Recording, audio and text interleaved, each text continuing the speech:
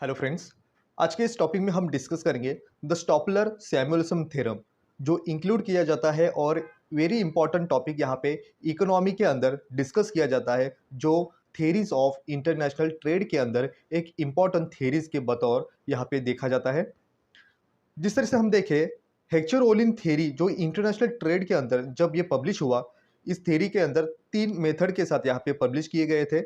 Firstly हेक्चर ने 1919 में ये पब्लिश किया था। उसके बाद ओलिन जो उनके ही स्टूडेंट थे हेक्चर के, उन्होंने इसको रिपब्लिश किया और उसमें कुछ चेंजेस करके और ये पॉपुलर बन गई, जो 1933 के अंदर ये पब्लिश किया गया था। तो इन दोनों ने जो मिलकर इस थ्योरी को यहाँ पे जो इंटरनेशनल ट्रेड के अंदर किस तरह से एक अबेंडेंट कंट्री जो किस तरह से स्पेशलाइजेशन करने के साथ साथ किस तरह से बेहतर तरीके से इंटरनेशनल ट्रेड कर सकती है, इसको यहाँ पे पब्लिश करके एक माइलस्टोन यहाँ पे क्रिएट किया। उसके बाद हेक्चर ओलिन थ्योरी के अंदर प्रोफेसर सैमुअल्सन भी अपने पॉइंट ऑफ व्यू को यहाँ पे ऐड करते हैं और इसीलिए इस थ्योरी को HOS या Heckscher Ohlin Samuelson theory international trade के नाम से भी पहचाना जाता है।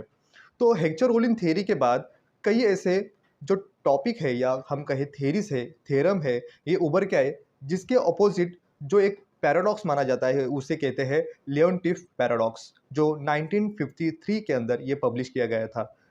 प्रोफेसर लियोनटिफ के द्वारा ही ये पब्लिश करने की वजह से ही इस थ्योरी को उनका नाम दिया गया लियोनटिफ पैराडॉक्स। और हम एक एंगल से ये देखें, जो हेक्चर ओलिन थ्योरी जो है इंटरनेशनल ट्रेड के अंदर जब एक ऐसे माइलस्टोन या उसके पहलू जो प्रेजेंट करने की कोशिश स्टॉल्पर सैमुअल्सन थ्योरम के अंदर भी मिलते हैं, फैक्टर प्राइस इक्विलाइजेशन थ्योरी के अंदर भी मिलते हैं।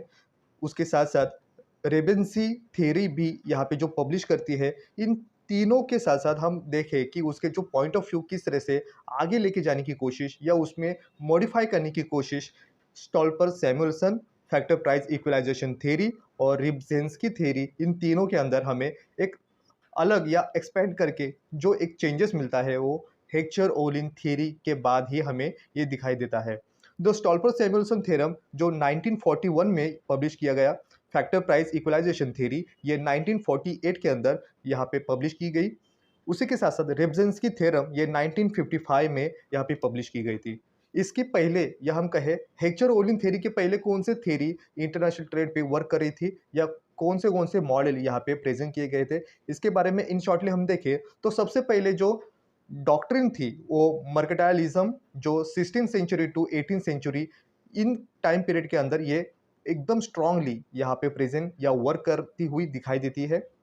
उसके बाद 200 साल, ऑलमोस्ट ये 200 साल यहाँ पे वर्क करने के बाद ये डिक्लाइन करती है। उसके बाद एक नया डॉक्ट्रिन यहाँ पे प्रेजेंट किया जाता है, उसको हम कहेंगे फिजियोक्रेसी, जो 40 ईयर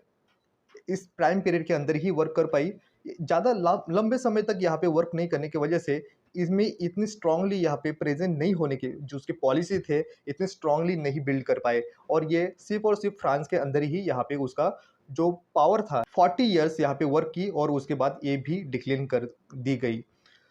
इसके साथ इरा जो एक प्रेजेंट करता हुआ दिखाई देता है, जो फादर ऑफ इकोनॉमिक्स जिसे हम मानते हैं एडम स्मिथ के द्वारा, उनके पॉइंट ऑफ व्यू और इस तरह से जो प्रेजेंट किए गए थे, उनकी जो माइलस्टोन बुक थी जिसे 1776 के अंदर यहाँ पे प्रेजेंट किया गया, जो उन्होंने पूरी तरीके से उनके point of view wealth of nation के अंदर प्रेजेंट की गए और इतनी माइलस्टोन बुक उनकी मानी जाती है एडम स्मिथ के द्वारा, जो डिक्लेन करती थी जो मर्केटाइलिज्म किस तरह से पूरी दुनिया को यहाँ पे पॉइंट ऑफ व्यू के बदलते समय के साथ वो प्रॉपरली वर्क नहीं करती है। और उसी के साथ फिजियोक्रेसी भी इतनी इम्पोर्टेंस फ्रांस के बाहर ये अपना जो पावर है, ये पावर यहाँ पे नहीं देने की वजह से ही ये दोनों भी डॉक्ट्रिन बदलते समय के साथ साथ ये डिक्लेन करती हुई गई। उसकी जो बाद जो इरा था, ये एडम स्मिथ के द्वारा ही ये एक बेहतर तरीके से यहाँ पे पूरी दुनिया में छा गया। उन्होंने एब्सोल्यूट कॉस्ट एडवांटेज के बतौर किस तरह से एक इंटरनेशनल ट्रेड हो सकता है ये प्रेजेंट किया। उनके बाद फिर Ricardian theory of comparative cost को प्रेजेंट किया गया, जो 1817 में प्रेजेंट की गई थी।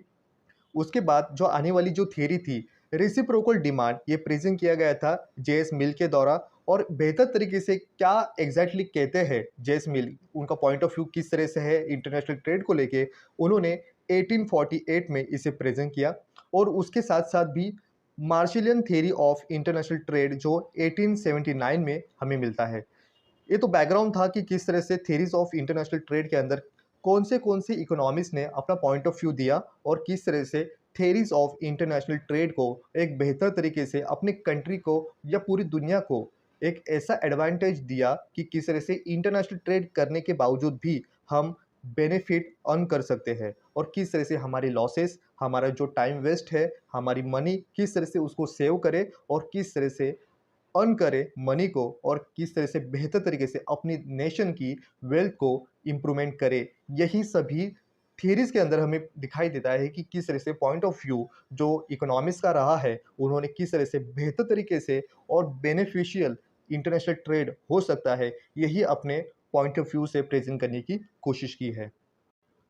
स्टॉल्पर सैमुएल्सन थ्योरम को जानने से पहले हमें समझना होगा कि किस तरह से इसके पहले आने वाले जो थ्योरीज है, थ्योरम जो है, हेक्चर ओलिन थ्योरी एग्जैक्टली क्या कहता है, फैक्टर प्राइस इक्वलाइजेशन थ्योरी क्या कहती है, रेबजेंस्की थ्योरम एग्जैक्टली क्या कहती है, ये तीनों भी इसके पॉइंट ऑफ व्यू थ्योरम के हमें अगर समझ में आए तो हम और भी इजीली समझ पाएंगे कि एग्जैक्टली क्या अलग देने की कोशिश यहाँ पे स्टॉल्पर सैमुएल्सन थ्योरम के अंदर मिलता है।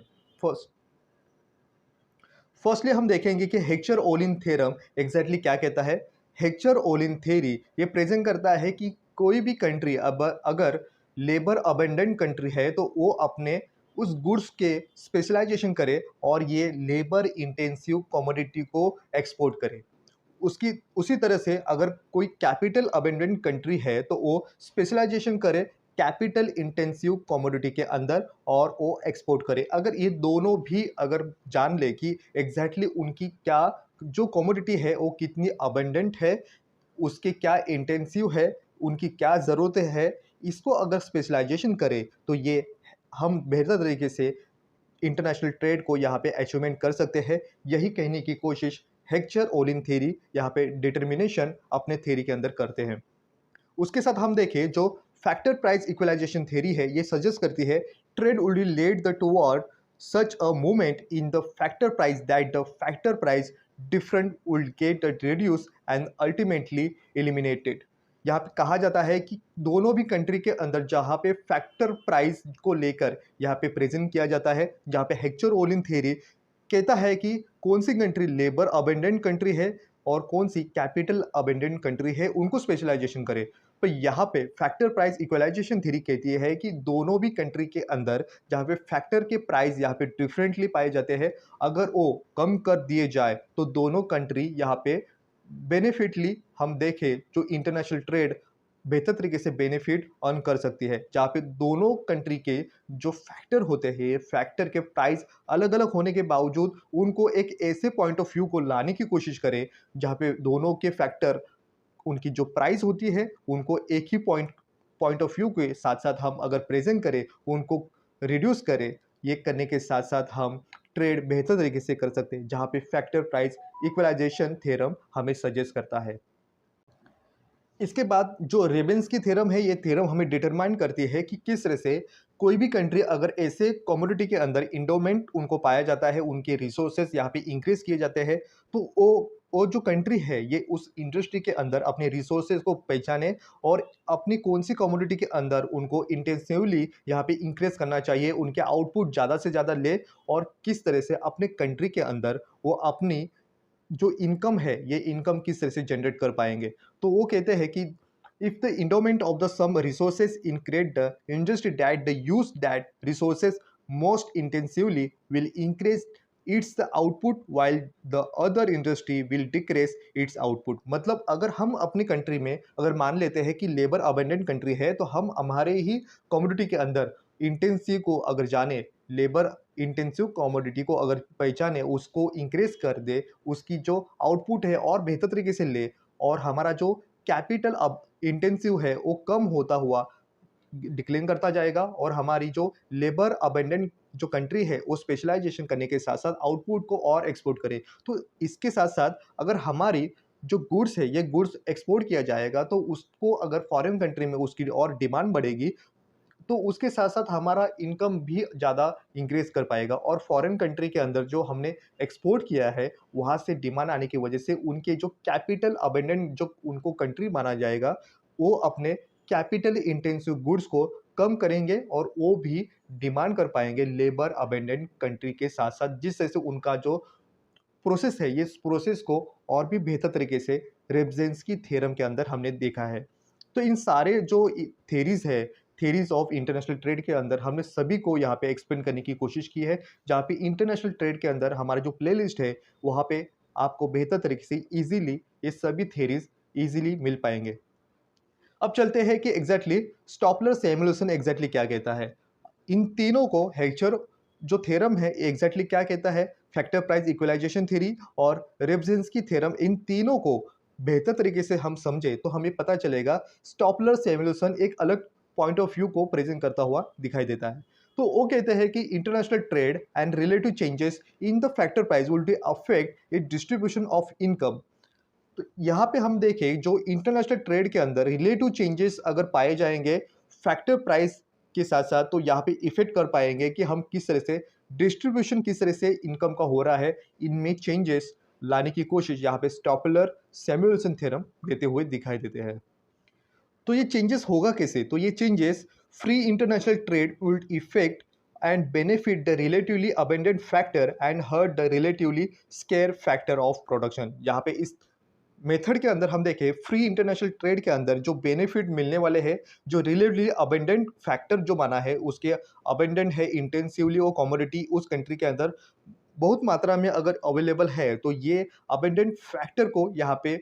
बेनिफिटली यहाँ पे हम उस कंट्री के साथ साथ उनका इनकम, उनका जो जीडीपी है ये इंक्रीज कर पाएगा। और ये जो इंटेंसिवली है लेबर इंटेंसिव अगर हम माने तो उसमें ये स्पेशलाइजेशन होने के साथ साथ यहाँ पे जो इनकम आउटपुट है ये बढ़ता हुआ दिखाई देगा। और उसके अपोजिट हम देखें जो रिलेटिवली स्केयर फैक्टर है प्रोडक्शन के, उनमें यहाँ पे डिक्लेन करता हुआ दिखाई देगा। और जो कैपिटल जो इंटेंसिव गुड्स है ये गुड्स भी यहाँ पे हम मूव कर पाएंगे और उसका भी यहाँ पे प्रोडक्शन हम लेबर अबेंडेंट जो फैक्टर के अंदर लेने वाले जो कमोडिटी है उसको यहाँ पे प्रोडक्शन के साथ साथ यूज कर पाएंगे। तो यही है स्टॉपलर सैमुएल्सन थ्योरम के अंदर एग्जैक्टली कहना। स्टॉपलर सैमुएल्सन थ्योरम को और भी इजीली समझने की कोशिश अगर हम करें तो वो कहते हैं in any particular country a rise in the relative price of the labor intensive goods will make a labor better off and capital worse off। इसका कहना यही है कि अगर हम लेबर अबेंडेंट कंट्री को यहाँ पे उसकी प्रोडक्शन को अगर बढ़ाते हैं, अगर लेबर इंटेंसिव गुड्स को हम इंक्रीज कर पाएंगे, तो उसका जो अपोजिट यहाँ पे जो उसका जो कैपिटल अबेंडेंट जो कमोडिटी है उस पर यहाँ पे बैडली इम्पैक्ट होता है, जहाँ पे कैपिटल यहाँ पे उसका जो यूज है उसका प्रोडक्शन है ये डिक्लेन करता हुआ दिखाई देगा।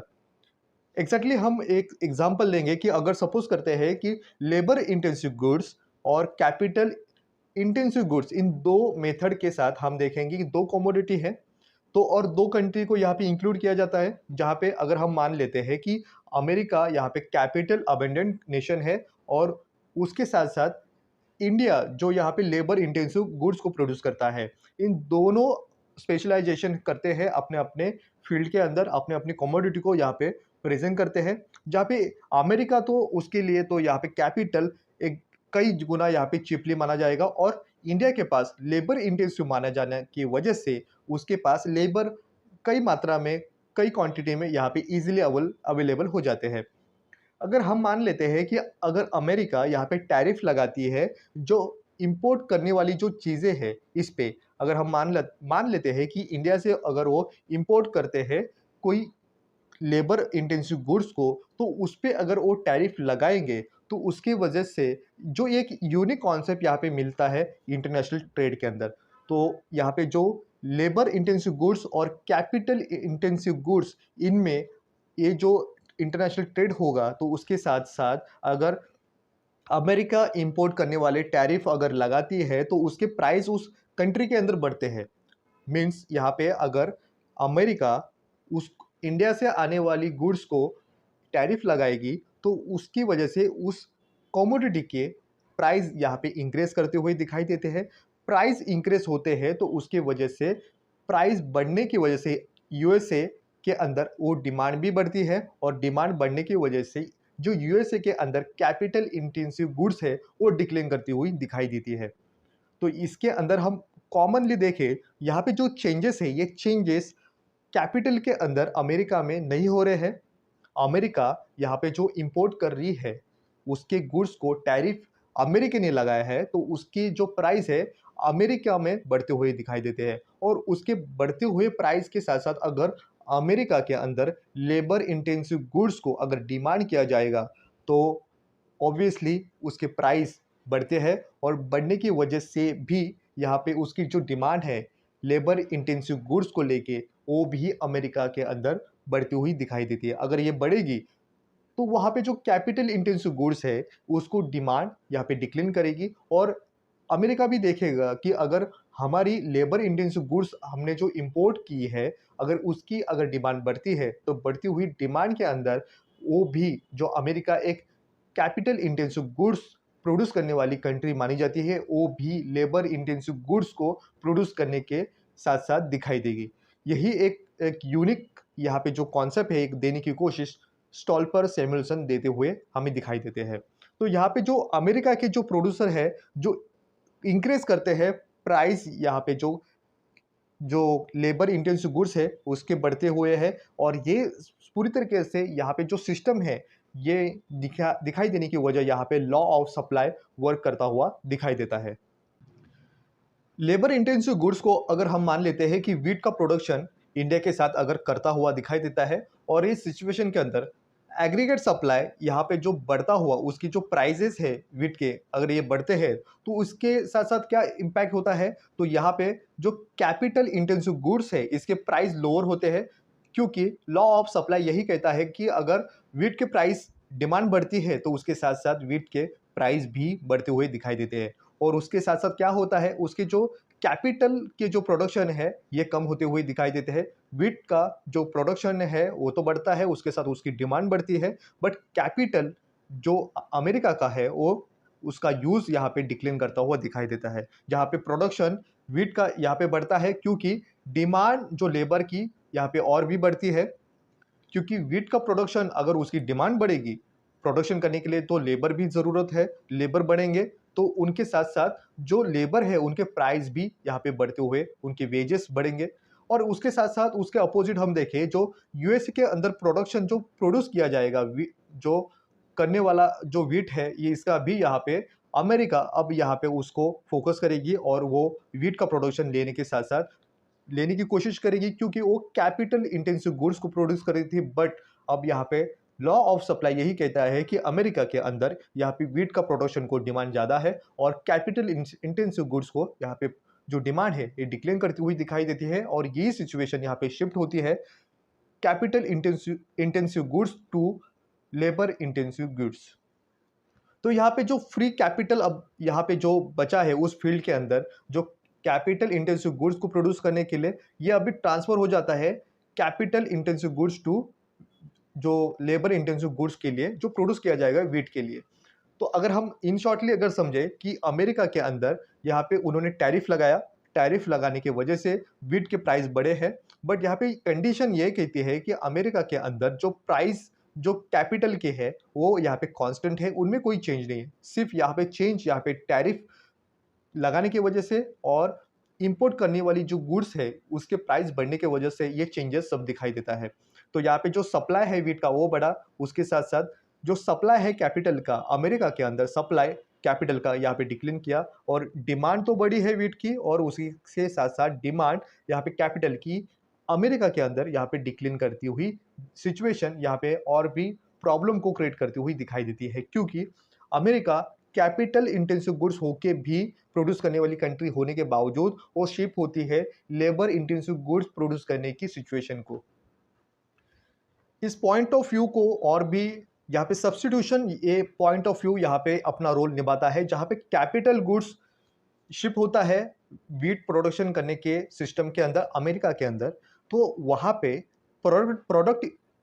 प्रोडक्टिविटी लेबर की यहाँ पे इंक्रीज होती है और लेबर की डिमांड बढ़ेगी और डिमांड अगर बढ़ती है लेबर की तो वहाँ पे उनके वेजेस भी बढ़ पाएँगे और यहाँ पे दिखाई देगा कि बार्गेनिंग सिस्टम यहाँ पे दिखाई देगा। लेबर के साथ-साथ जो हायर वेजेस लेने की कोशिश लेबर अब करेंगे और इनमें उस कंट्री के अंदर नेशनल इनकम वेजेस का बढ़ता हुआ दिखाई देता है जो लेबर के साथ-साथ दिखाई देगा और नेशनल इनकम जो कैपिटल के साथ अर्न होता हुआ उस कंट्री को ये कम होता हुआ उसका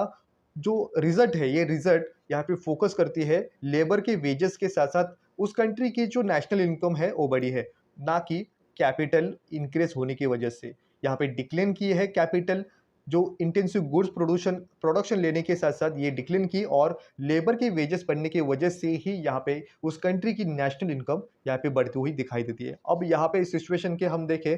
अमेरिका पूरी तरीके से यहाँ पे फोकस कर रही थी कैपिटल अबंडेंट गुड्स को लेके, बट अब वो शिफ्ट हो गई है labour intensive goods products produce करने के लिए। तो यहाँ पे जो बड़ा चेंजेस यहाँ पे दिखाई देता है और सब्स्टिट्यूट यहाँ पे करने की कोशिश यहाँ पे हमें इस थ्योरी के अंदर दिखाई देती है। स्टॉल्पर सैमुअल्सन थ्योरम के अंदर हम देखें जो दो इकोनॉमिस्ट जो ग्रेटेस्ट इकोनॉमिस्ट माने जाएंगे, उन्होंने साथ आके ये थ्योरम को यहाँ पे प्रोड्यूस किया, वो पब्लिश की और उसका एक इम्पोर्टेंस इस इकोनॉमी के अंदर देने की कोशिश यहाँ पे करते हुए दिखाई देते हैं। फर्स्टली हम देखें डब्ल्यू.एफ. स्टॉल्पर,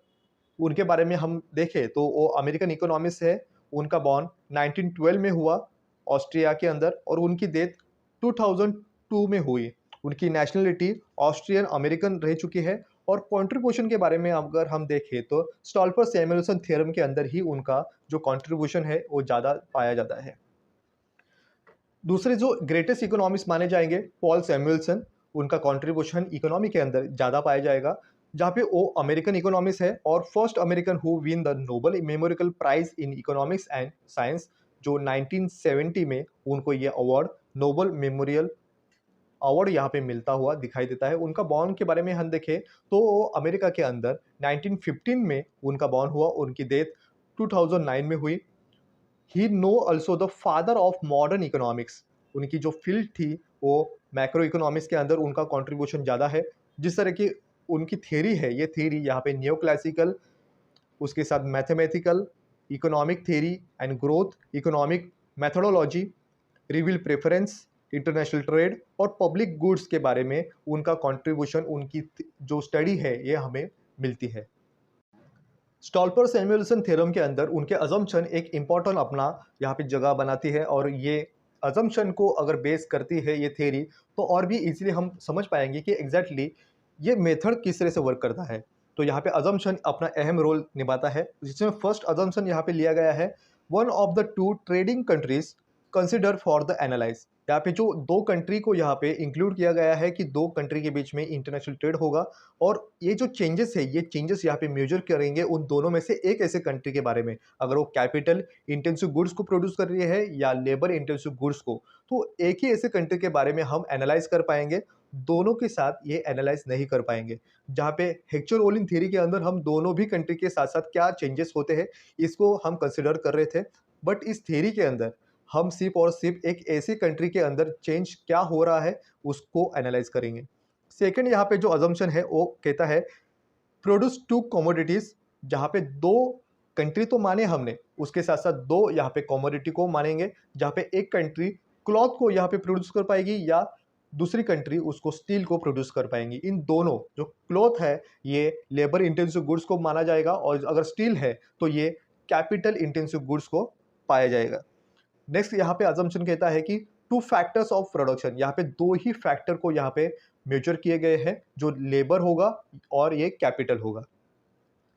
नेक्स्ट अजम्पशन कहता है कि the production function for each of the two commodities is homogeneous of first degree. यहाँ पे जो प्रोडक्शन लिए जाएंगे दोनों कंट्री के बीच में, या हम कहें दोनों भी कमोडिटी है वो होमोजीनियस है फर्स्ट डिग्री के अंदर। नेक्स्ट पॉइंट कहा जाएगा production is govern by the constant return to scale. यहाँ पे जो रिटर्न जो आएगा, जो इनकम के साथ जो प्रोडक्शन लिया जाएगा उसके साथ जो रिटर्न्स आएंगे, उनका जो बेनिफिट है हम जो अर्न करेंगे एक कांस्टेंट रिटर्न टू स्केल के साथ ही यहाँ पे मेजर कर पाएंगे, ना कि ऐसे बड़े से चेंजेस यहाँ पे दिखाई देगा। फ्लक्चुएशन कंडीशन नहीं होगी यहाँ पे, जो सब्सटीट्यूशन जो इम्पैक्ट है ये अहम रोल निभाएगा और एक को अगर हम जो यूज़ अगर कम करेंगे, दूसरी जगह उसको मूव करेंगे, तो उसके साथ होने वाला जो चेंजेस है, इसके ही बतौर वो रिटर्न टू स्केल ये हम अर्न कर पाएँगे और उसका बेनिफिट उस कंट्री को मिल पाएगा। जो अहम रोल यहाँ पे रिटर्न टू स्केल ये कांस्टेंट माना गया है। नेक्स्ट पॉइंट कहता है both labour and capital R full employed. यहाँ पे जो दोनों यहाँ पे जो सेक्टर है, यहाँ पे लेबर हो कैपिटल हो, इन दोनों के अंदर जो लेबर वर्क कर रहे हैं फुल कैपेसिटी के अंदर वर्क कर रहे हैं, यहाँ पे अनएम्प्लॉयमेंट सिचुएशन यहाँ पे नहीं दिखाई देगी। नेक्स्ट पॉइंट कहता है the two factors production are fix in supply. अगर यहाँ पे जो फैक्टर है प्रोडक्शन के लिए हमने जो माने हैं कि यहाँ पे हम लेबर और कैपिटल है, इन दोनों को मान रहे हैं, उनका जो सप्लाई है ये सप्लाई फिक्स माना गया है। उनका रॉ मटेरियल हो, उनके जो प्रोडक्शन हो, इनको उसका सप्लाई एक पर्टिकुलर लेवल पे हमने फिक्स माना है। नेक्स्ट यहाँ पे माना जाएगा perfect competition in exit both in the production and factor market. यहाँ पे जो दो मार्केट है, प्रोडक्ट मार्केट और फैक्टर मार्केट, इनके अंदर परफेक्ट कंपटीशन को हमने कंसिडर किया है कि ये परफेक्ट कंपटीशन से ही ये थ्योरी यहाँ पे वर्क कर पाएगी। नेक्स्ट यहाँ पे अजम्पशन कहता है कि the given country is a labour abundant and capital scarce. अगर हम मान लेते हैं कि हम दो कंट्री के बतौर, हम तो यहाँ पे स्टडी कर रहे हैं कि दो ही कंट्री है, बट एक ऐसी कंट्री के अंदर जो चेंजेस होगा, ये अगर लेबर अबेंडेंट कंट्री अगर है तो उस ऑब्वियसली उसके अंदर उस कंट्री के अंदर कैपिटल ये उसकी कमियां पाई जाएगी। मतलब ये अबेंडेंट यहाँ पे कैपिटल का नहीं होगा, ये कैपिटल स्केर्स माना जाएगा। तो एक कंट्री ऐसी हमने जो कंसिडर की है वो लेबर इंटेंसिव गुड्स को प्रोड्यूस कर रही है और उसके अंदर मिलने वाला जो कैपिटल है ये कम है। नेक्स्ट पॉइंट हमारा जो अजम्पशन कहा जाएगा, the cloth is labour intensive goods and steel is capital intensive goods. यहाँ पे जो माना गया है कि कैपिटल यहाँ पे जो प्रोड्यूस किया जाएगा कमोडिटी को, ये स्टील का प्रोडक्शन लेगा और जो लेबर अबेंडेंट कंट्री है ये क्लॉथ को उसका प्रोडक्शन लिया जाएगा। नेक्स्ट अजम्पशन कहा जाएगा the international terms of trade are fix. इस कंडीशन के अंदर हम देखें जो बिफोर कंडीशन जो यहाँ पे इंटरनेशनल ट्रेड के अंदर होगी, तो ये टर्म्स ऑफ ट्रेड यहाँ पे फिक्स माना जाएगा। उसकी जो रिटर्न्स है ये रिटर्न्स उसी रेशो के अंदर यहाँ हम पाएंगे। नेक्स्ट पॉइंट कहता है neither commodity is the input in the production of the other commodity. जिस तरह से हमने कहा कि सब्स्टिट्यूशन ये जो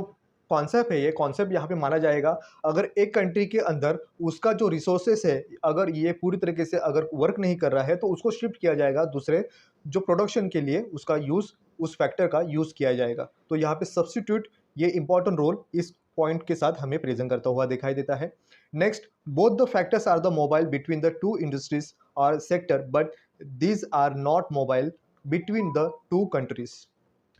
जो यहाँ पे माना जाता है कि दो फैक्टर यहाँ पे तो इंक्लूड किए गए हैं दोनों कंट्री के अंदर, ये अपने अपने कंट्री के अंदर उस इंडस्ट्री के अंदर उस सेक्टर के अंदर यहाँ पे पूरी तरीके से मोबाइल होंगे, एक जगह से दूसरी जगह जा पाएंगे, बट एक कंट्री से दूसरी कंट्री के अंदर ये फैक्टर मूव नहीं कर पाएंगे, जो इमोबाइल माना जाएगा। नेक्स्ट पॉइंट कहा जाएगा there is a absence of transport cost. यहाँ पे ट्रांसपोर्टेशन कॉस्ट यहाँ पे जीरो माना जाएगा। यहाँ पे कोई भी इंटरनेशनल ट्रेड करते समय जो एक्सपोर्ट इंपोर्ट करने के बतौर यहाँ पे ट्रांसपोर्टेशन कॉस्ट यहाँ पे जीरो माना गया है, इसमें कोई भी यहाँ पे चार्जेस नहीं होंगे। और लास्ट यहाँ पे माना जाएगा free trade in economy. Economy के अंदर यहाँ पे इंपोर्ट एक्सपोर्ट यहाँ पे फ्री है, इनमें कोई भी बैरियर नहीं लगाए जाएंगे, जिसकी वजह से ये बिफोर कंडीशन है यहाँ पे जो इंटरनेशनल ट्रेड होने से पहले। तो ये फ्री ट्रेड इन इकोनॉमी ये मेथड यहाँ पे यूज़ किया जाएगा अगर उस कंट्री ने अगर दूसरे कंट्री ने उनके इंपोर्ट कमोडिटी पे अगर टैरिफ लगाया तो ये ट्रेड इकोनॉमी के अंदर फ्री ट्रेड नहीं हो पाएगा। तो ये कंसिडर किया गया है कि ये इंटरनेशनल ट्रेड होने से पहले ये फ्री ट्रेड इकोनॉमी के अंदर जो अजम्पशन है ये वर्क कर पाएगा। स्टॉल्पर-सैमुएल्सन थ्योरम को और भी बेहतर तरीके से समझने के लिए हम इस डायग्राम की हेल्प से और भी इजीली एक्सप्लेन करने की कोशिश करेंगे, जहाँ पे उन्होंने एड्सवर्थ बॉक्स के बतौर यहाँ पे वो प्रेजेंट करने की कोशिश की है, जहाँ पे कंट्री हमने जो मानी है वो कंट्री लेबर अबेंडेंट कंट्री है और उस कंट्री के अंदर कैपिटल यहाँ पे कम पाया जाता है, वो कैपिटल अबेंडेंट कंट्री नहीं है। तो ये जो पॉइंट है ये ओरिजिन माना जाएगा लेबर इंटेंसिव गुड्स का, जो क्लॉथ को प्रोड्यूस करते हुए दिखाई देंगे। और जो सी यहाँ पे जो पॉइंट है, जो ओरिजिन माना जाएगा कैपिटल इंटेंसिव गुड्स का, जो प्रोड्यूस कर रहे हैं स्टील कंडीशन को। तो यहाँ पे जो एसी जो यहाँ पे कर्व मिल रहा है, ये curve non linear contract curve को प्रेजेंट करता है। और इसी कंडीशन के अंदर हम पाएंगे कि अब्सेंस ऑफ ट्रेड, यहाँ पे ट्रेड में कोई भी यहाँ पे ट्रांसपोर्टेशन कॉस्ट तो है नहीं और कोई भी यहाँ पे ट्रेड नहीं हो पा रहा है। और इस कर्व के साथ हम देखें जो प्रोडक्शन प्लेस जो पॉइंट है हमें आर मिलता है, ये आर को हम देखें तो उसका आइसो पॉइंट जो x0 ये क्लॉथ का प्रेजेंट करता है और जो आइसो पॉइंट y0 ये स्टील को प्रेजेंट करता हुआ दिखाई देता है। जहाँ पे फैक्टर प्राइस हमें मिलती है लाइन P0 तो ये कंडीशन है इस इंटरनेशनल ट्रेड होने से पहले, या हम कहें हमारे स्पेशलाइजेशन हमारे जो अबेंडेंट कंट्री है वो करने से पहले की कंडीशन यहाँ पे माना जाएगा। तो इसके जो कैपिटल रेशो जो है, कैपिटल लेबर रेशो, ये क्लॉथ का जो आर पॉइंट को हमें मिलता है तो उसके स्लोप जो है, उसका स्लोप जो लाइन है ए आर, ये टैन अल्फा को हम मानेंगे। और जो कैपिटल लेबर रेशो जो स्टील का है वो आर पॉइंट को हमें आर सी जो टैन बीटा को हम प्रेजेंट करेंगे। और इस कंडीशन के अंदर ये फर्स्ट ऑफ हमारा ये इंटरनेशनल ट्रेड होने से पहले उस कंट्री की जो हमने लेबर अबेंडेंट कंट्री को या लेबर इंटेंसिव कंट्री को हम मानते हैं, इसको हम प्रेजेंट करते हुए दिखाई देंगे। तो इसी के साथ जब हम इंटरनेशनल ट्रेड करते हैं तो लेबर सरप्लस कंट्री यहाँ पे एक्सपैंड करती है प्रोडक्शन क्लॉथ का। अगर हम मान लेते हैं स्पेशलाइजेशन कर रही है वो लेबर इंटेंसिव गुड्स या अबेंडेंट उस कंट्री के पास है, तो वो एक्सपेंड करेगी प्रोडक्शन क्लॉथ का लेने के लिए। जो एल गुड्स है ये गुड्स उसके साथ साथ ये इंक्रीज करेगा और जो कैपिटल गुड्स है ये रिड्यूस कर पाएगा, उसका प्रोडक्शन जो स्टील का है ये डिक्लाइन करता हुआ दिखाई देगा। जहाँ पे हमारा जो प्रोडक्शन अब बड़ा है, जो लेबर अबेंडेंट कंट्री हमने मानी है, हमारा प्रोडक्शन अब नया जगह प्लेस लेगा जहाँ पे एस पॉइंट को हम प्रेजेंट कर पाएंगे। जो आर से ऊपर जाता हुआ जो हमारा ओरिजिन जो एक्स गुड्स को प्रेजेंट कर रहा है, जो ए ओरिजिन है उसका जो प्रोडक्शन पॉइंट पहले बिफोर कंडीशन में के अंदर यहाँ पे आर को प्रेजेंट करता था, अब ये शिफ्ट होता है क्योंकि हमने लेबर इंटेंसिव गुड्स को एक्सपैंड किया। और ये ए एस इस पॉइंट को अब हमें नया यहाँ पे ये टेंजेंट्स मिलता हुआ दिखाई देता है। और ये नया पॉइंट के साथ साथ जो हायर आइसो पॉइंट है अब यहाँ पे x1 जो क्लॉथ को प्रेजेंट करेगा और जो लोअर आइसो पॉइंट है ये y1 को स्टील को प्रेजेंट करता हुआ दिखाई देगा। और हमारा फैक्टर प्राइस जो है ये अब हमें P0 से आगे जाता हुआ P1 ये मिलता है। तो इस तरह से हमारा कैपिटल लेबर रेशो जो क्लॉथ का है एस पॉइंट को यहाँ पे प्रेजेंट करेगा, जो स्लॉप उसका लाइन जो है ए एस को मिलता है तो ये टैन हमें अल्फा 1 को प्रेजेंट करेगा। और कैपिटल लेबर रेशो जो स्टील का है जो एस पॉइंट को प्रेजेंट करेगा तो ये स्लोप ऑफ लाइन जो एस सी है ये टैन B1 को प्रेजेंट करता हुआ दिखाई देता है। तो इन शॉर्टली हम देखें जो tan alpha 1 is greater than tan alpha and tan B1 is greater than tan B. जो पहली की कंडीशन अब यहाँ पे लेबर अबेंडेंट कंट्री के साथ जो मिल पा रही थी, अब ये नए पॉइंट ऑफ व्यू प्रोडक्शन के साथ साथ ये बेहतर तरीके से बेहतर पोजीशन के साथ साथ उस कंट्री को अब माना जाएगा। इस कंडीशन के अंदर अगर हम देखें फैक्टर प्राइस जो P1 है ये और भी ऊपर जाती हुई जो पॉइंट हमारा जो था फैक्टर प्राइस लेवल जो थी वो P0 नीचे की तरफ है और P1 ये ऊपर की तरफ लेबर अबेंडेंट कंट्री के साथ प्रेजेंट करता हुआ दिखाई देता है। जो कैपिटल लेबर रेशो ये बड़ा है क्योंकि दोनों भी कमोडिटी के अंदर उसकी जो पॉइंट ऑफ व्यू है उसका लेबर अबेंडेंट कंट्री को यहाँ पे उन्होंने इंक्रीज किया, एक्सपेंड किया, उसके बतौर ये जो पावरफुल जो अब यहाँ पे जो प्रोडक्शन लिया गया है लेबर अबेंडेंट कंट्री के साथ दिया जाएगा। जो प्राइस है लेबर के अभी ये राइज होते हैं, उसके साथ साथ उसके जो वेजेस है ये डिमांड करते हुए और भी बेहतर तरीके से हायर प्राइस वेजेस यहाँ पे बढ़ते हुए दिखाई देंगे। और जो प्राइस है कैपिटल का वो डिक्लाइन करता हुआ दिखाई देता है। इस सिचुएशन के अंदर और बेहतर तरीके से हम देखें जो प्रोडक्शन है ये एक्सपोर्ट, अब इस सिचुएशन के अंदर जो लेबर कंट्री है वो कंट्री अब एक्सपर्ट हो गई है जो लेबर इंटेंसिव गुड्स को और एक्सपोर्ट कर रही है कम्युनिटी क्लॉथ का एक्सपैंड होने की वजह से। अब ये रिसोर्सेज यहाँ पे डाइवर्ट हो रहे हैं स्टील इंडस्ट्री से लेके अब यहाँ पे क्लॉथ इंडस्ट्री के अंदर यहाँ पे शिफ्ट होता हुआ दिखाई देता है। उसकी वजह से ये इंक्रीज कर रहा है प्रोडक्शन जो क्लॉथ का, क्लॉथ अब बड़ा है और उसके जो रिसोर्सेस है और भी ये बेहतर तरीके से जो कैपिटल अबेंडेंट कंट्री के पास जो यहाँ पे उसके जो रिसोर्सेस से है थे, अब यहाँ पे शिप होते हैं लेबर प्रोडक्शन को, यहाँ पे गुड्स को प्रेजेंट करने के लिए। तो यहाँ पे इस कंडीशन के अंदर हम देखें इंडस्ट्री अब यहाँ पे बढ़ती हुई दिखाई देती है लेबर अबेंडेंट कंट्री की, और उनके प्राइस वेजेस बढ़े हैं।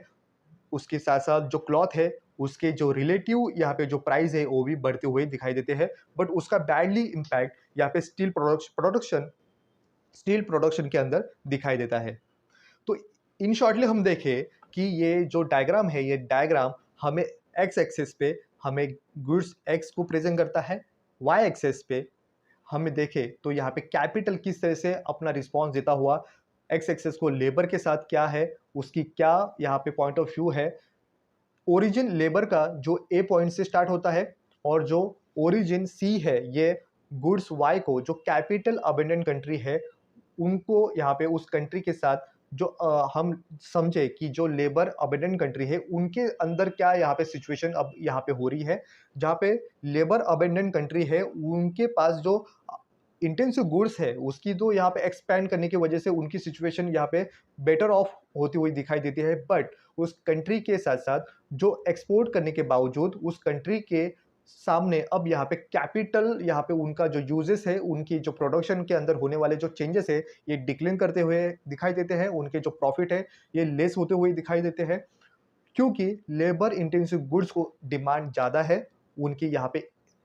एक्सपोर्ट यहाँ पे ज़्यादा हुई, उनकी डिमांड बढ़ती हुई दिखाई देती है। और जो लॉ ऑफ सप्लाई है यही कहता है कि जिसका डिमांड बढ़ेगा उसकी प्राइस भी बढ़ेंगे, अगर जिसकी डिमांड कम होगी उसका सप्लाई भी कम होगा, सप्लाई अगर कम होता है तो उसके प्राइस भी डिक्लेन करते हुए दिखाई देंगे। इस तरह से स्टॉल्पर सैमुएल्सन थ्योरम को और भी दूसरे डायग्राम के साथ और इजीली ये डायग्राम भी प्रेजेंट करता हुआ दिखाई देगा। अगर हमें फर्स्ट डायग्राम अगर डिफिकल्टी अगर आती हुई दिखाई देती है तो ये दूसरा ऑप्शन भी यहाँ पे स्टॉल्पर सैमुएल्सन थ्योरम के अंदर हमें इस डायग्राम के साथ हम दोनों भी डायग्राम कोई भी यूज कर सकते हैं। इस डायग्राम के साथ भी हम इजीली और भी बेहतर तरीके से समझा सकते हैं कि ये स्टॉल्पर सैमुएल्सन थ्योरम एग्जैक्टली किस तरह से डायग्राम के हेल्प से एक्सप्लेनेशन किस तरह से करता है। तो अज्यूम किया गया है कि एक्स एक्सिस पे क्लॉथ है, वाई एक्सिस पे स्टील है, एम एन ये प्रोडक्शन पॉसिबिलिटी कर्व को माना गया है, जो पीपीसी कर्व है एम एन हमने प्रेजेंट किया। उसी के साथ हम जो कंट्री लेबर अबेंडेंट कंट्री को मानते हैं उस कंट्री के अंदर जो इंटेंसिव गुड्स है लेबर का वो तो ज़्यादा है, बट कैपिटल यहाँ पे उस कंट्री के अंदर कम है, तो यहाँ पे अब्सेंस माना जाएगा ट्रेड को। यहाँ पे ट्रेड तो नहीं हो पा रहा है और ना ही कोई कंडीशन उस जो हमने लेबर अबेंडेंट कंट्री को माना है। प्रोडक्शन यहाँ पे लिया जाएगा आर पॉइंट को लेने की वजह से हमने देखा कि यहाँ पे जो प्रोडक्शन हमारा जो लिया गया है आर पॉइंट को, तो यहाँ पे क्लॉथ हमारा ओ क्यू इतना लिया गया, और हमारा जो हमें जो इतनी इजीली मिल पाता है क्योंकि यहाँ पे माना गया है कि यहाँ पे जो दोनों सेक्टर के अंदर जो यहाँ पे एम्प्लॉयमेंट है ये पूरी तरीके से एम्प्लॉय है, उनको यहाँ पे पूरी तरीके से एम्प्लॉय होने की वजह से यहाँ पे कोई भी अनएम्प्लॉयमेंट सिचुएशन तो यहाँ पे नहीं है। बट हमने माना कि ये सिचुएशन के अंदर हमें महंगा क्या पड़ रहा है, तो यहाँ पे कैपिटल हमें महंगा होता हुआ दिखाई देता है, क्योंकि कैपिटल उस लेबर अबेंडेंट कंट्री के अंदर जो कैपिटल स्टील का प्रोडक्शन करने के लिए हमें कॉस्ट आता है ओ सी इतना, तो यहाँ पे हमें वो कॉस्टली जा रहा है। बट उसके क्लॉथ को लेके हमें जो हमारा स्पेशलाइजेशन करना है तो उसके पहले की कंडीशन क्लॉथ के अंदर ओ क्यू इतनी पाई जाती है। तो अब ये सिचुएशन अब चेंज होती हुई दिखाई देती है और नया क्लॉथ प्रोडक्शन जो पॉइंट हमें एक्सपेंड करने के साथ साथ प्रोडक्शन अब हमें एक्स पॉइंट पे मिलता है। तो यहाँ पे जो पीपीसी कर्व के अंदर जो स्लोप है ये एस पॉइंट को यहाँ पे शिप होता हुआ दिखाई देता है। तो आर पॉइंट से पीपीसी कर्व के अंदर हमें दूसरा पॉइंट मिलता है जो प्रोडक्शन पॉइंट यहाँ पे प्रेजेंट करेगा, जो एस पॉइंट को प्रेजेंट करता है। तो यहाँ पे जो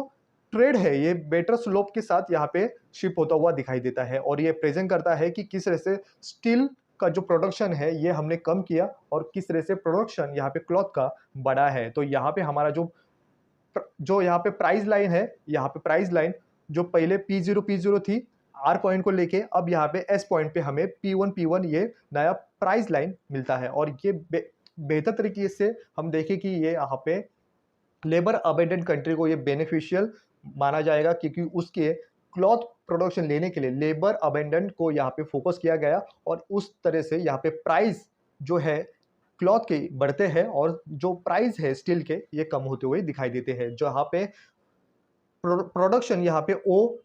Q1 से लेके अब यहाँ पे ओ Q1 इतना लिया जाएगा। और जो प्राइस है स्टील का अब यहाँ पे डिक्लाइन करता हुआ दिखाई देता है, जो पहले ओ सी इतना था अब यहाँ पे ओ C1 इतने प्रेजेंट करता हुआ दिखाई देता है। यहाँ पे एक सेक्टर के अंदर यहाँ पे ग्रोथ होती है और दूसरे सेक्टर के अंदर यहाँ पे डिक्लाइन करती हुई उसके लॉसेस यहाँ पे हमें दिखाई देते हैं। जो यहाँ पे रिलेटिवली चेंजेस यहाँ पे दिखाई देते हैं, प्राइस यहाँ पे दो कमोडिटी के अंदर, एक कंट्री के अंदर क्या होता है, एक प्रमोट किया जाता है ग्रेटर प्रोडक्शन लेने के साथ, यहाँ पे डाइवर्जन किया जाएगा रिसोर्सेज को, यहाँ पे कैपिटल जो रिसोर्सेज है यहाँ पे शिफ्ट होते हैं लेबर रिसोर्सेज के अंदर प्रोडक्शन लेने के लिए। तो यहाँ पे एक्सपैंड होने के साथ साथ क्लॉथ इंडस्ट्री यहाँ पे बेटर ऑफ कंडीशन में जाती है, और जो वर्कर है अब यहाँ पे वो डिमांड कर पाएंगे हाई वेजेस को लेके। ये रिजल्ट यहाँ पे कहता है कि लेबर के यहाँ पे जो डिमांड है ये बढ़ती हुई दिखाई देती है, और जो स्टील इंडस्ट्री है उसकी जो स्टील के लिए जो लगने वाला कैपिटल है, ये कैपिटल अब यहाँ पे उस सेक्टर के अंदर कम होता हुआ, और जो प्राइस को यहाँ पे बढ़ती हुई जो प्राइस है क्लॉथ की और उसकी जो डिमांड है, ये डिमांड बढ़ने की वजह से उसका सप्लाई यहाँ पे बढ़ता हुआ दिखाई देता है, और उसको देने के लिए ये मार्केट का जो लॉ ऑफ सप्लाई जो है ये वर्क करता हुआ दिखाई देता है। इन शॉर्टली हम देखें तो Stolper Samuelson theorem is presented to international trade would benefit to the abundant factor and hurt to the scarce factor। यहाँ पे जो abundant जिस कंट्री के अंदर उसकी क्या रिसोर्सेस यहाँ पे फुल यूटिलाइजेशन करने के साथ क्या उसका बेनिफिट मिल पाएगा, और किस तरह से उसकी जो कैपिटल abundant वो नहीं है और उसके पास स्केयर है, उसकी जो रिसोर्सेस है ये कम होने की वजह से उनको यहाँ पे लॉसेस हो सकता है, और बेहतर तरीके से जाने की कोशिश यहाँ पे जो लेबर अबेंडेंट कंट्री यहाँ पे बेटर ऑफ कंडीशन में जाती हुई दिखाई देता है। यही इन शॉर्टली स्टॉल्पर-सैमुएल्सन कहने की कोशिश कर रहे हैं। स्टॉल्पर-सैमुएल्सन थ्योरम के अंदर जो इम्प्लीकेशन जो है उसको फर्स्टली माना जाएगा कि इंक्रीज किया जाता है वेलफेयर कंडीशन के अंदर, यहाँ पे प्रोडक्शन यहाँ पे यूज किया जाएगा intensively in expand the industry at the expense of the square factor, और इंक्रीज किया जाएगा वेलफेयर जो उस कंट्री की जो कमोडिटी है इनके यूज़ करने के लिए जो इंक्रीज होता है, उस कंट्री की बेनिफिट मिलता है, उस कंट्री की जो नेशनल ग्रोथ है वो इंक्रीज करती है, उसके साथ साथ वेलफेयर कंडीशन के अंदर अच्छी चेंजेस यहाँ पे दिखाई देती है। नेक्स्ट पॉइंट कहा जाएगा improvement in the income distribution. यहाँ पे जो लेबर अबेंडेंट कंट्री की जो वेजेस थे ये कम थे, बट ये चेंजेस होने के साथ साथ इंप्रूवमेंट किया जाता है जो लेबर को फोकस करते हुए, और उनकी जो कंट्री के अंदर जो लेबर है उनके वेजेस बढ़ते हैं, और उसके साथ साथ जो इनकम है ये भी जनरेट होता है लेबर को यहाँ पे डिस्ट्रीब्यूशन सही तरीके से होने के लिए। उसके साथ जो थर्ड यहाँ पे जो पॉइंट कहा जाएगा स्ट्रैटेजी ऑफ एक्सपोर्ट प्रमोशन। यहाँ पे प्रोडक्शन यहाँ पे एक्सपोर्ट किया जाएगा उस लेबर इंटेंसिव गुड्स को लेके, और उसके साथ साथ अगर जो इंपोर्ट करने वाली जो कंट्री है ये अगर उस पे टैरिफ अगर लगाती है, क्योंकि उनको रोक लगाना है उस कंट्री से आने वाला इंपोर्ट गुड्स को, अगर वो बेहतर तरीके से अगर कंट्रोल करना चाहे तो वो टैरिफ लगाएंगे। अगर ये टैरिफ लगाएं तो उसका इनडायरेक्टली यहाँ पे जो रिजल्ट है ये रिजल्ट लेबर अबेंडेंट कंट्री को मिलता है, और उसके साथ साथ एक स्ट्रैटेजी यहाँ पे बिल्ड करती है, और एक्सपोर्ट करने के साथ साथ जो लेबर अबेंडेंट कंट्री है, जो अंडर डेवलपिंग कंट्री है, उनको इस तरह से उनके प्रोडक्ट का यहाँ पे प्रमोशन मिलता है, और उनको साथ साथ जो वर्क करने वाले जो प्रोडक्शन लेने वाले जो लेबर है इनके यहाँ पे वेजेस बढ़ते हैं, उसके साथ साथ उनका इनकम यहाँ पे जनरेट होने में हेल्प होता हुआ दिखाई देता है। और लास्ट पॉइंट जो इम्प्लीकेशन का यहाँ पे दिखाई देता है, जो adverse effect of tariff and the other product. और जो फोर्थ यहाँ पे जो इम्प्लीकेशन यहाँ पे माना जाता है, जो adverse effect of tariff and the other protective policies. यहाँ पे उस कंट्री जो इंपोर्ट कर रही है वो तो टैरिफ लगाने की कोशिश कर रही है और अपनी कैपिटल अबेंडेंट कंट्री को बरकरार रखने की कोशिश कर रही है, बट ये थ्योरम यहाँ पे कहता है कि यहाँ पे इस सिचुएशन को अगर टैरिफ अगर वो कंट्री लगाती है तो उसके साथ साथ उनको रिजल्ट यहाँ पे एडवर्स या उल्टा यहाँ पे इफेक्ट यहाँ पे दिखाई देगा, और उसके वजह से उनका टैरिफ उनको ही उनकी कैपिटल इंटेंसिव गुड्स को यहाँ पे कम करेगा, और लेबर इंटेंसिव गुड्स को यहाँ पे सपोर्ट करता हुआ दिखाई देता है। जितनी वो प्रोटेक्शन यहाँ पे पॉलिसीज को अपनाएंगे उतना ही एडवर्स इफेक्ट यहाँ पे उस कंट्री के साथ साथ दिखाई देगा। तो ये इम्प्लीकेशंस यहाँ पे इस थ्योरम के अंदर दिखाई देते थे। स्टॉल्पर-सैमुएल्सन थ्योरम के अंदर हमने देखा कि किस तरह से उनका पॉइंट ऑफ व्यू यहाँ पे प्रेजेंट करने की और यूनिक कॉन्सेप्ट देने की कोशिश स्टॉल्पर-सैमुएल्सन ने करते हुए दिखाई देते हैं, बट कई इकोनॉमिस्ट कई यहाँ पे लोगों ने उस कंट्री की यहाँ पे इंटरनेशनल ट्रेड होने के साथ साथ ये क्रिटिसाइज भी करने की कोशिश की कि ये रियलिस्टिक, तो यहाँ पे सिचुएशन को जो अजम्पशन लिए गए हैं ये रियलिस्टिक नहीं है और ऐसी सिचुएशन कभी नहीं होती है। जिस तरह से स्टॉल्पर सैमुअल्सन यहाँ पे प्रेजेंट करते हुए दिखाई देते हैं, यहाँ पे क्रिटिस करते हुए फर्स्ट यहाँ पे पॉइंट मिलता है, this theory is apply only developing country and under developing country. इस थ्योरी को हम अगर डेवलपिंग कंट्री के साथ साथ यहाँ पे कंपैरिजन नहीं कर पाएंगे। डेवलप जो कंट्री है इसमें सिचुएशन अलग होती है, बट ये एक रेयरली ये सिचुएशन यहाँ पे डेवलपिंग या अंडर डेवलपिंग कंट्री के साथ दिखाई दे सकती है, बट ये रियलिस्टिक नहीं लगेगा। नेक्स्ट यहाँ पे जो अजूम किया गया था उस पर क्रिटिस किए गए हैं कांस्टेंट सप्लाई ऑफ लेबर। यहाँ पे लेबर की जो सप्लाई है ये कांस्टेंट है, बट यहाँ पे जो स्पेशलाइजेशन करने के साथ साथ किस तरह से लेबर इंक्रीज करते हैं, उनका सप्लाई किस तरह से बढ़ता है, इसके बारे में ये क्लियर करने की कोशिश यहाँ पे फेल होती हुई ये थ्योरम दिखाई देता है। नेक्स्ट यहाँ पे जो क्रिटिस करते हुए दिखाई देते हैं, माना गया है full employment in both factor. यहाँ पे दोनों फैक्टर के अंदर फुल एम्प्लॉयमेंट कंडीशन वर्क कर रही है। यहाँ पे जो कैपिटल सेक्टर हो या लेबर सेक्टर हो, उन दोनों सेक्टर के अंदर एम्प्लॉयमेंट कंडीशन दिखाई देती है फुल एम्प्लॉयमेंट कंडीशन। ये पूरी तरीके से अनरियलिस्टिक लगता है। कौन से भी सेक्टर के अंदर फुल एम्प्लॉयमेंट कंडीशन कभी भी इकोनॉमी के अंदर नहीं दिखाई देती है, जो अनरियलिस्टिक लगता है। नेक्स्ट पॉइंट कहता है only two factors in production. यहाँ पे फैक्टर के जो प्रोडक्शन है ये दो ही फैक्टर को माने गए हैं, एक तो होगा लेबर और दूसरा होगा कैपिटल। बट ये एंटरप्रेन्योर और जो लैंड है, इन दोनों को जो इंपॉर्टेंट अपना रोल निभाते हैं इन प्रोडक्शन सेक्टर के अंदर, इन दोनों को निगलेक्ट किया गया है। उसके बारे में कोई भी डिस्कस, उनकी इंपॉर्टेंस यहाँ पे प्रेजेंट नहीं की गई है। नेक्स्ट पॉइंट कहा जाएगा अज्यूम किया गया था only to commodities in production. सिर्फ और सिर्फ दो कमोडिटी के साथ साथ ये इंटरनेशनल ट्रेड होगा, बट कई ऐसे प्रोडक्ट होते हैं उसके साथ साथ ये प्रोडक्शन इंटरनेशनल जो ट्रेड होते हैं इसके साथ होते हुए दिखाई देते हैं, बट यहाँ पे अज्यूम किया गया, ये अनरियलिस्टिक लगता है। नेक्स्ट पॉइंट कहा जाएगा fix terms of trade in international. यहाँ पे जो सब्सटीट्यूशन गुड्स है उनको यहाँ पे कम ज़्यादा करके ये ट्रेड यहाँ पे कर पाएंगे, उसके रिसोर्सेज को शिफ्ट करेंगे दूसरे रिसोर्सेज के साथ। तो यहाँ पे जो टर्म्स ऑफ ट्रेड है ये फिक्स माना गया है, जो अनरियलिस्टिक लगता है। नेक्स्ट यहाँ पे जो क्रिटिस किए गए हैं प्रोफेसर जगदीश भगवती के साथ, उन्होंने not accepted as the universal validity of this theorem. इस थ्योरी को यूनिवर्सली नहीं माना है, जो ये एक यूनिक कॉन्सेप्ट देने की कोशिश दोनों इकोनॉमिक्स करते हुए, बट ये जगदीश भगवती जो प्रोफेसर थे उन्होंने यहाँ पे उसको क्रिटिस किया कि ये थ्योरम यूनिवर्सल नहीं माना जाएगा। नेक्स्ट यहाँ पे जो क्रिटिस किया गया था वो कहा गया था free international trade in economy. Economy के अंदर कोई भी यहाँ पे फ्री इंटरनेशनल ट्रेड नहीं किया जा सकता है। टैरिफ और कई ऐसे बैरियर लगाए जाते हैं जहाँ पे इंटरनेशनल ट्रेड को रोका जाए, जो इंपोर्ट एक्सपोर्ट को सिचुएशन को हैंडल करने के लिए। नेक्स्ट पॉइंट कहा जाएगा अज्यूम किया गया था परफेक्ट कॉम्पिटिशन दोनों भी सेक्टर के अंदर, जहाँ पे प्रोडक्ट मार्केट हो या फैक्टर मार्केट हो, दोनों के अंदर परफेक्ट कॉम्पिटिशन यहाँ पे एग्जिट करती है ऐसा माना गया, बट ये रियलिस्टिक नहीं है। दोनों जो प्रोडक्ट मार्केट है या फैक्टर मार्केट है, इन दोनों में परफेक्ट कंपटीशन कभी भी नहीं पाया जाएगा। और जो लास्ट यहाँ पे इंपॉर्टेंट यहाँ पे क्रिटिस करते हुए दिखाई देते हैं, जो माना गया है no transportation cost. International trade करने के साथ साथ ये ट्रांसपोर्टेशन कॉस्ट यहाँ पे जीरो माना गया, जो अनरियलिस्टिक है, क्योंकि इंटरनेशनल ट्रेड करने के साथ उसकी प्लेसेस प्रोडक्शन के चेंजेस होते हैं, एक कंट्री के साथ दूसरे कंट्री के अंदर ये शिप करता हुआ प्रोडक्ट होता है, बट ये शिप होने के साथ साथ उसके कॉस्ट भी होते हैं ट्रांसपोर्टेशन के, इसको पूरी तरीके से जीरो माना गया, जो अनरियलिस्टिक लगता है। तो इस तरह से हमने देखा कि स्टॉल्पर सैमुअल्सन थ्योरम एग्जैक्टली किस तरह से वर्क करता है, और इसी तरह से हमने ऑलमोस्ट सभी के सभी यहाँ पे इंटरनेशनल ट्रेड के होने वाले जो थ्योरीज है इसको कंप्लीट किया, उसको इजीली आपको हमारे प्लेलिस्ट के अंदर मिल पाएंगे। और आने वाले टाइम पीरियड के अंदर हम देखेंगे कि फैक्टर प्राइस इक्वलाइजेशन थ्योरम किस तरह से वर्क करता है, इसको भी यहाँ पे इस थ्योरी को यहाँ पे प्रेजेंट करने की कोशिश हम करेंगे। तो इस तरह से आज के इस टॉपिक में बस इतना है, मिलते हैं नेक्स्ट पॉइंट के अंदर नेक्स्ट टॉपिक के साथ, तब तक थैंक यू।